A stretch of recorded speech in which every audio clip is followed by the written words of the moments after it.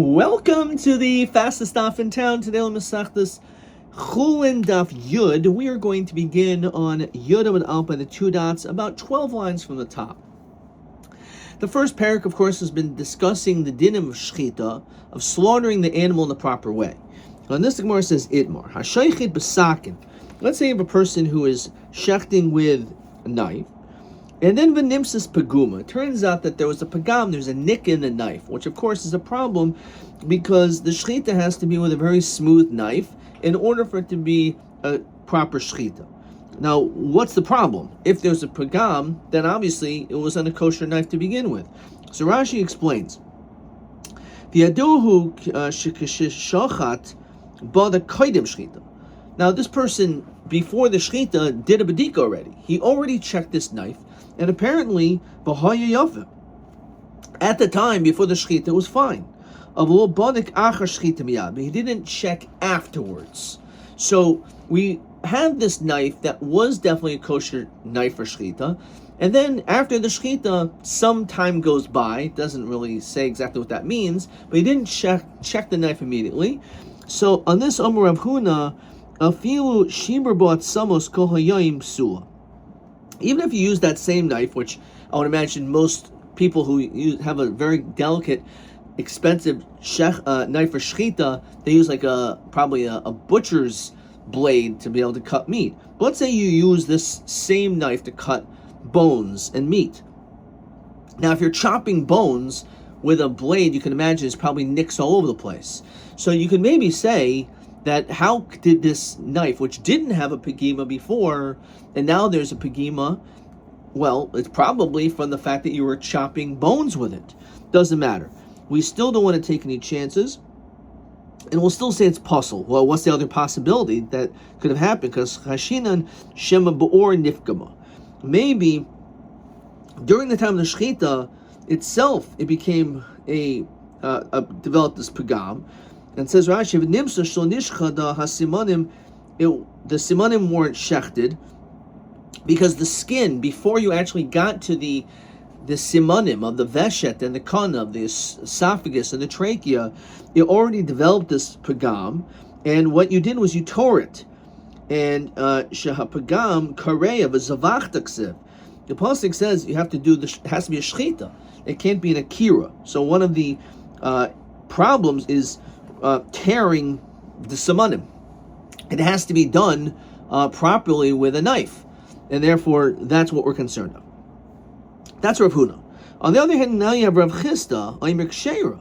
Now again, we're dealing with this knife that was checked before. Okay, it wasn't checked right away. Maybe it should have been, but he didn't. And now there's a begam. So we say it doesn't matter. This knife, the shechita is why? Why? Because Shema be'etzem nifgama. Because maybe it got the pagam only by the bone. Now, says Rashi, but the bones that broke. So let's say while you're doing the shechita and you do a great job, and you actually hit the bone after the simanim, or for that matter, if you're using this knife for chopping bones, so then there's a pretty good chance that that's how it happened, not through the delicate skin of the animal. So Bishlam Rav Huna, I can understand why Rav Huna says it's a problem, kishmaisa, because it's like we said before. What was that? We said in yesterday's daf, and Rashi quotes it for those that weren't at my shir yesterday.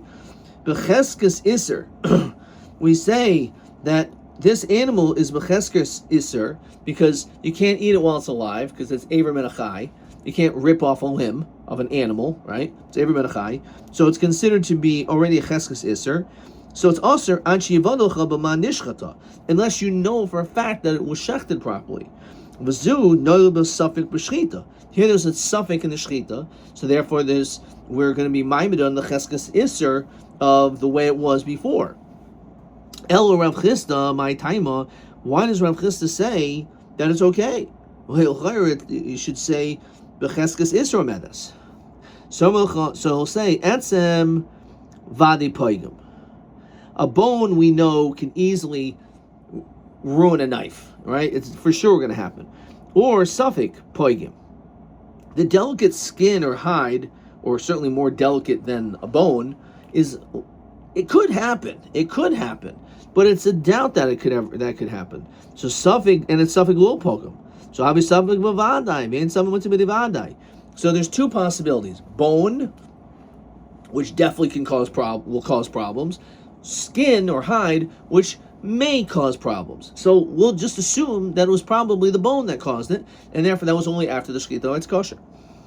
So Masav Rava. So Rava says a question, which turns out to be L'Sil Rav Huna, which is actually going to support Rav Huna, who said before that it's possible. It's possible because we look at the way it was, and the way it was a Becheskas Iser or Medes, is there it's going to stay that way. And we use this example by a mikvah. Tavel ve'oil. Let's say a person goes to the mikvah, v'nimsa oil of davar chaitzitz. It turns out that there was a chatzitz on his body. So obviously the tefillah is not good if it has a chatzitza. Now, now he didn't inspect his body right after he left the mikvah and see this chatzitza. That would be nothing to talk about. He got dressed, he went about his job, and he ended up working, let's say, with cement, with mud, with things that, grease, things that can get all over him, right? So there's a good chance that the thing that he has, which is a chatzitza, only took place after the tefillah, and therefore we should maybe think that the tefillah should be good. The Rambam says no. We'll also let tefillah ad shiyamer barili shalhaya like koyin machin, unless he's positive about it. Why? So we see v'hahacha devade tavel. We know the guy definitely went to the mikvah. However, suffix havi oleha, suffix lo havi oleha. We don't know, was it on him during the time of the mikvah or not. But we know he went to the mikvah because he's suffix went to midivadai, which is an interesting question because it's not really a kasha on him or a proof. We hold the concept of ein suffix went to midivadai. It's brought down in the first parak of Masechtas Pesachim, I think in the Daf Tes range. So apparently we already know this. So it's an interesting kasha. Like what exactly is this a raya to? But it's not necessarily that ein suffix that we see that a suffix is moitzi midivadai, but we see this parallel, at least in this particular situation, that's the situation. That doesn't mean that in no cases we hold ein suffix moitzi midivadai. That would be a shtickle hard to understand, because apparently we all hold like that. Anyway, so this is clearly a proof to Rav Huna. Now, even though it's true, vadai, the bones would have broken it, ruined it. Suffix, it was the hides, but we are hemed adam al cheskasai. This person was tamei before he went to the mikvah. Fine, he went into the mikvah, but he was tamei before. So since he was tamei before, in this doubt, we'll remove it. So too over here, when it comes to the shechita, the animal is usher. You can't eat it while it's alive. So therefore, it's the same idea. Just like the person is tamei, we keep him tamei. The animal was usher to eat, so we would keep it that way. And he says, no, you can't compare the two. Shani Hossam, it's different over there. Maybe you should, in that case, by the mikvah, why are we more strict? Because the guy's tamei. So ve'ema leve'ema tavel. Maybe therefore it's like wasn't tavel. So how can I mehemed behema cheskas ve'ema lo nishchata? Why don't we say the same thing, that it's not a shechita, because it's considered not to be a shechita because we're hemed al cheskasai, that it's usher to eat while it's alive. What's we talking about? We see it's shechted. We see that there was a shechita over here. The animal's not alive; it was shechted. Oh yeah, but how can ever hari tavel vanach? We also see that he went to the mikvah. So high salad by reisa. Says, yeah, it's true, but by the mikveh, there's a reisa. There's a problem over here. We see that since there was a chatzitza, so that's the problem. So how can I sell a reisa? So you can say the same thing by the knife, right? You see that there's a nick in the knife. The answer is there's still a distinction. Sakin is roi, behema lo is roi. So one is talking about the knife. The knife is the issue, not the animal. So not like the case, you can't compare it to the case of the mikveh. Why? Because in the case of the mikveh, it was the doubt on the person himself. And the question is, what's the status of this person himself? So since the doubt is in the person himself, right? So therefore, we say it's a reisa. But when it comes to the animal, there's no reisa on the animal.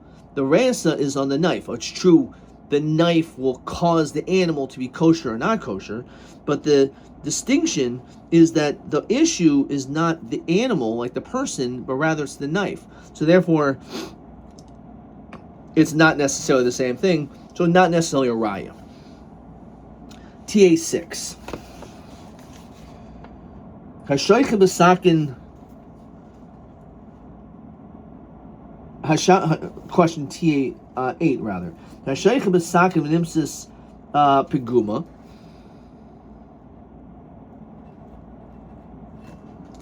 So what Rav Chisda says it's kosher. So why is it kosher? Because we said vadai, the bone would be poigim.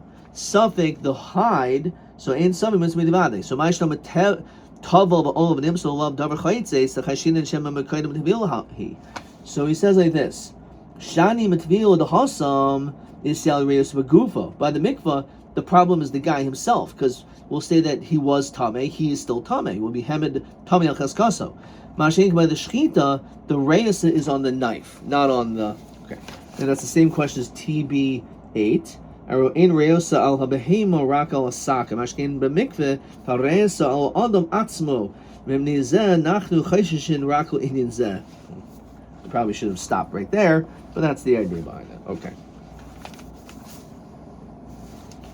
All right.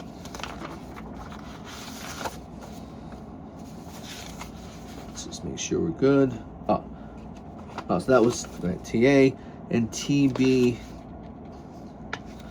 Oh, that was TA 8. Okay. And TB 11. Okay, that's where.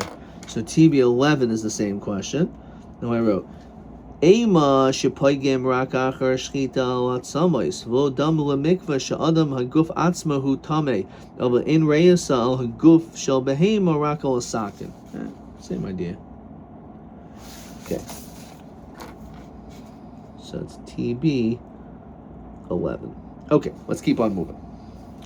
So Meisvei. So now the Gemara poses another question. Shachan as a veshet. So you end up shechting the veshet, the esophagus. V'yachach nishmata hagroigris, and then afterwards you pulled out the groigris. So kshera. So we say that it's good. What are you talking about? Don't you have to cut both simanim? So Rashi points out an important detail. It says ba'oif. We're talking about that you shechted a bird. Shekasher b'siman echad. So the reality is there's a major distinction between a bird and a behema. Behema you have to shecht both simanim. When it comes to an oaf, a bird, only one siman. So it says, once that happens, says Rashi, we don't care that you may not do shechita properly on the second siman, right? Because you already did the proper shechita. Says Rashi, who din defil ifchanami. It doesn't really matter which one. Okay. So it could be in either way, but this is maybe a more practical situation. Fine. Nishbata hagroigris. Let's say you pulled out the groigris first, gargaris it's called. Shachat as a veshet psul. Obviously, that if you first tore it up, you made it into a treifa, and therefore it doesn't matter that you did a beautiful shchita on this afterwards. It's already an issue, so that's not good. Shachat is a veshet. So we understand the proper order. What's good and what's not good. So what's the question? The following. Shachan is haveshes. She shechted it. V'nimsa gargaris shmuta. We found out that the gargaris is pulled out. So the question is, what took place first? The chicken or the egg? Obviously, if you shechted the veshet first, then it's fine. But we don't know. So we don't know. So Zel Hayamaisa, this actually happened. Anytime when we're in doubt over here, we're going to say puzzle. Now, this sounds a lot like what we're talking about in the case of Rav Huna, because you have a living animal. Okay, this is a bird, which means you can't eat a bird while it's alive, right? So it's b'cheskas isra medes. Now there's a suffix, so you can't eat it. So kol savik b'shchitu usui mai lavi yasui chiyai gavna. It's coming to include our case. Never it's a riot to Rav Huna, it's a kasha Rav Chisda. Lo yasui savik shah savik doris. It's talking about also not by just by a suffix of akira. It's a suffix by shihia, which is the other 5 hilchos shchita. In addition to ikr is shihia. The suffix doris only gives these examples. That you push the knife, or shaha, you delayed in the shchita. So on this Yudam and Beis, umay shna, what's the difference? Says Rashi, ha suffix. Like, was it coming to add something over here? What's a chiddush? They're both a suffix, whatever ones they are. So what is that? The chiddush. For instance, hasam is yalda b'reus b'behema. One case by the ikr, there's an issue with the animal, right? You look at the animal, and the question is what was done first on the animal. Hacha sakin isroi, behema lo isroi. So the same thing. That what ended up happening when it comes to shihia. So that's not an issue on the animal. It's an issue on the way it was done, right? So again, you could either look at the behemoth itself, right, that you could see that it was torn, or it could be the shihia, but it's not necessarily, you can't. There's not an asraya on the behemoth itself, but rather it's the way that it was done with a knife. Okay. The hilchas kavasi de Rav Huna, and the halacha is like the sheet of Rav Huna. Again, what is this case? As we began, you checked with a knife, which is checked, and you waited some time afterwards. Only later you checked it and it was nipsas paguma. So Rav Huna says, that's it. You're never allowed to. You can't. It's not good. However, he says it's only kishaloi shiber bo'etzem. It's only if the bones, you didn't use it to chop bones afterwards. If you didn't use it to break bones, so then probably it was became pagam by the or before the shchita. However, when it comes to Rav Chisda, who says it's good, that's only the case where you also were chopping bones all day. So you were chopping bones all day, so therefore that's probably how it happened. Therefore, the shchita was good. So literally, the halacha splits between the two. So B'chalal, the Rav Chisda, according to Rav Chisda, who is very lenient, must be after the lo shibra bo'etzem. He would still say it's good, even though you didn't do anything really to have broken it. So el b'may yifgam. Understand what other possibility? All you did was the shchita, and then you put the knife down, and 2 hours later you found it has a pagam. Obviously, it happened at the shchita. So then, why would he say it's kosher? Ema be'etzem de mefarakas ifkim. Maybe the neck bone after the shchita, he was zealously doing the shchita properly, and after he did the shchita, it nicked a bone after the shchita during the ma'isa shchita, but a second after he did the shchita on the animal, right afterwards, then it became a poigim. So we could still say it's good. Okay, so be'etzem ifkim. So havi uvda.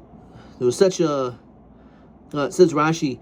Shchita should nug be'etzem hatzaver, hit the bone by the back of its neck. And says Rashi, v'lo sviruan kavasi de mitle l'kula da hi negia de etzem afarekes lo pugmul sakin tfei ma'or. So the question is that when it comes to the back of the bones, that backbone will not cause it to become a pagam any more than the hide. So to be toila that that's what it was, not everyone would say. However, of course, shviras atzamos is much more likely. Okay. Havi uvda, so it was an incident. The Torah of Rabbi Yosef. Rabbi Yosef made it treif. Ad teleaser chivasa. Says Rashi, shulabadak bein zulazu. He didn't check between these 13 shchitas. After the 13th, it was a pagam. So he made all 13 not good. Come on, Rav Huna. Obviously, it's a Rav Huna. So if I feel b'kamaisa, then it must be even the first one, which means he was even made the first one a treifa, because he's saying it must have been even the hide before the shchita made the first one not good. It says, look, Rav Chisda levar b'kamaisa. Maybe he holds like Rav Chisda, and it's just not the first bird. In other words, what happened?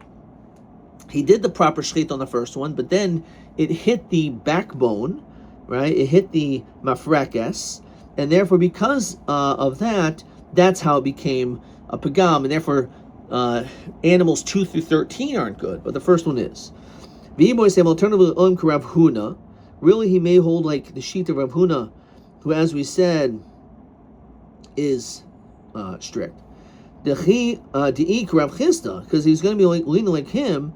Michdi, mitla talina.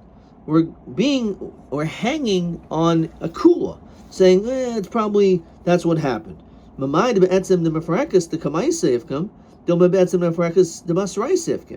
Why, if we're going lenient, because we're not sure, why would we assume that it was the first backbone that caused the pagam to only make the first one kosher? Maybe it was the last one, and if we can make them all kosher.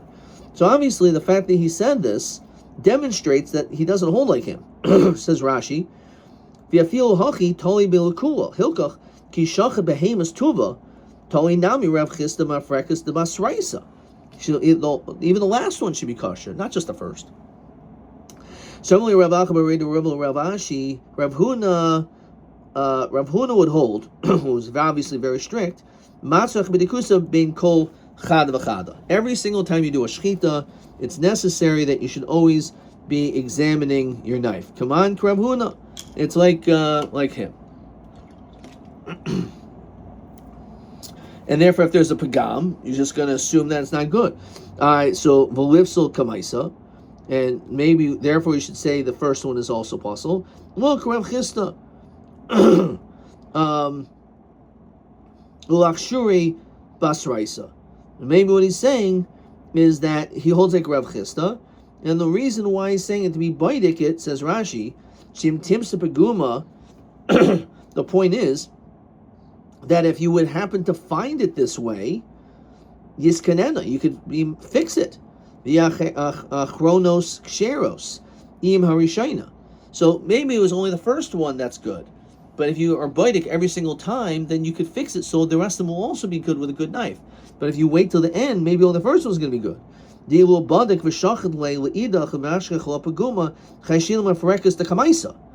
we should be afraid of the first one is what had happened, and therefore aser, it says basraiser. Maybe it just means all of those after the first one.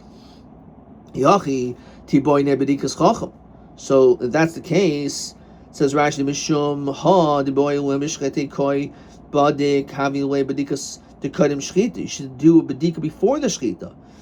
You should therefore need a chacham to be able to show the knife to make sure everything is good. As it says V'shachatam B'zev Yachaltam.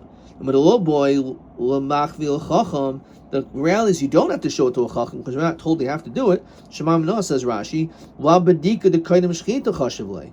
Apparently, we're not talking about doing a badika before the shchita. So our answer is like this. The reason why you don't need a badikas chacham is not because you don't have to do it before, but it's because eidach adam and misurin. And we've have this in numerous places, in Ksuvis, Gittin. So, one witness is believed when it comes to Yisurin. Says Rashi, Chol Yachad V'Achad, Him Nuhu Taira, B'Zavachta Mivkar V'Tzayncha. It says that a person could be trusted for the Shechita. V'Kati HaKohanim Al Yadai V'Lo Haskiku V'Hamid Eidim B'Davar. You don't need witnesses. Okay, so the reality is that it's not necessary to have B'dikas Chacham to show it to a Chacham. Because even one person can do it themselves. So then, Taka, if that's the case, why do we show it to a chacham?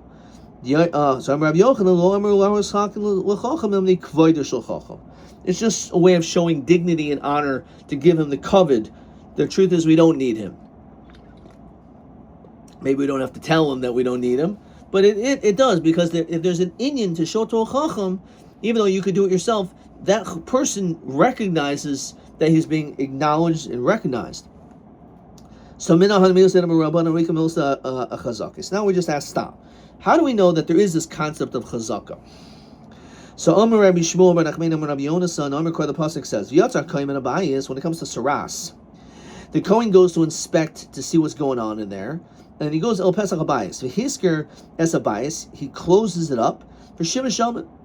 So Dilma Adenafik, while he closes the door, the Asar, Batsul Shira. So it has to be a size of a gris, a certain measurement, for it to be tummy in the house.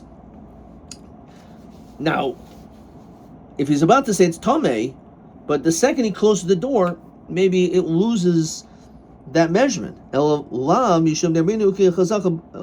we have a chazaka. He saw the shear was a gris, which is enough to render the house tameh. So now the reality is he can say it's tameh, even though he can shut the door, and technically it could happen. That gets less. So Maska Rav Achabar Yaakov. So let's remember this name. So Rav Achabar Yaakov asked, "Dilma again shiyatza derech hacharav." Maybe what happens was he backs away. The kochazi le kinofak. Right? Maybe this is why we have him walk out backwards. So this way he'll see. If he turns his back to the gris, to the tsaras, so yeah, maybe it'll disappear. But maybe we have him look, it's right in front of him, and then he shuts the door, and right before the door shuts, right? So therefore it really doesn't require. There is no din of chazak. He mamash sees. So that's the kasha. So the Gemara says, I have two answers to this. This is going to be question 12. Elu beis chuvos heishiv abaya. There were the two answers or points that he goes to regarding Parshas Negoyim. The lo chazaka kagain yatsa derech acharav the chazi nigi ad sheskiro that he sees until he closes it. Umadacha Rabbi Chuvas de Abaye. Okay, so Abaye says, first of all, Chada di Yitzia derech hacharav lo shema Yitzia. When you're walking out, that's not Yitzia, right? When you walk, normally you leave a house and your back is toward the house, so it's not a Yitzia. So it's an interesting idea. By the way, if that's the case, if you want to buy into that, which is an interesting svara. The only time it's Yasi is when you turn your back to the house or to the person. So it's interesting when you're encountering an Adam Chashiv or the Aron HaKodesh, you walk backwards. You don't turn your back to the Aron HaKodesh. Maybe it's symbolizing, first of all, the Chashivas, but also it's coming to tell you that it's not considered Yitziyah. We don't want to leave. And therefore, first, obviously, we don't want to turn our back, which maybe is a sign of disrespect. But also, maybe that's this idea is that you're never really leaving. Because you're still facing one another at every moment until obviously they're out of sight. Until, let's say, you turn a corner or something. Ba'od achori hadelas Michael Neymar. Well, what do you mean? How on the other side of the door, right? There's still going to be a split second that this is gonna be an issue. So says right. So this is question 12. Achorei adelas ma'ika meimar v'tanan den poischin chaloin liros negoyin. Right, you can't like peek through a window. That's what we're going to see here. So v'chitema the pasuk beichavta. So you close the door, but you look through the window before you say tamei. V'nan base ofel when it comes to a dark house in poischin boichilanais. You can't open up the windows liros es nigoy to see its saras. So Amalei Rava. So now Rava says back to Abai 1 second. You're telling me that going backwards is not a Yitzia. So Kohen Gadol Yom Kippurim, what happens by the Kohen Gadol? So the Kohen Gadol walks out, backing out, facing toward the Kodesh Kodashim. He goes out the same way he came in. It doesn't mean he goes out the same way he comes in, but he means he backs away in that same manner, as though to demonstrate that you do not want to take your eyes off of the Kodesh Kodashim, and it also shows of disrespect. But obviously, it's a form of Yitziyah, right? That's how you have to do it. The Ka'amrit, based awful in Poiskim the Chalona, it's a dark house, no windows. They go to see the Sras. Is chazik. Maybe that's because you never went into the house, right? You never actually saw it inside of heichad is chazik. Maybe once you already established that this is the size of a gris, close the door, peer through the window on the outside, then you can do it.